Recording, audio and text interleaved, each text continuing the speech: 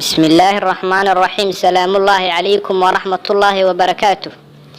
وحين كوغينا موقال كان مادام إنكو صفوال لها بشي قرآن كرمضان سيدا ugu fudud ee lagu xifdin karo quraanka kariimka ah. Haddaba intaan muuqaal kan hore u guda galin fadlan subscribe sar channel YouTube kan ee Misbaax TV.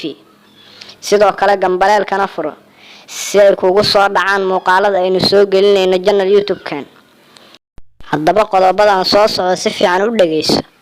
insha Allah ta'ala si fudud ayaad ku xifdin doontaa quraanka kariimka labo markaad aayada koowaad akhriyayso waa inaad xarafka ugu horeeyo ee aayada labaad aad ku dartaa oo aad la xafidaa si aad hadda u xasuusato aayadan midda ku xigta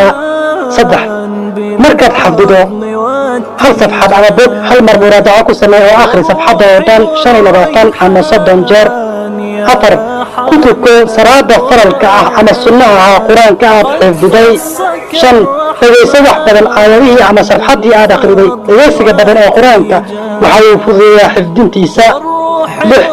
ducayso ilaahay bari salaad kasta kadib inuu ilaahay ku fududeeyo xifdinta iyo ku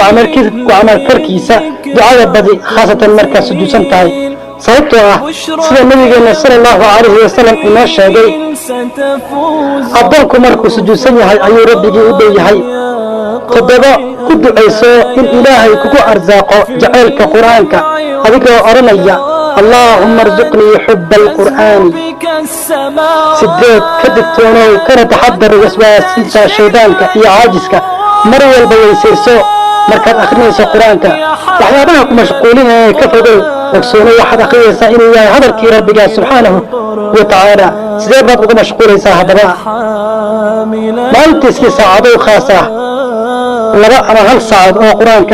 هذا أنا كو سورة قلين هذين كي كدر هدوادا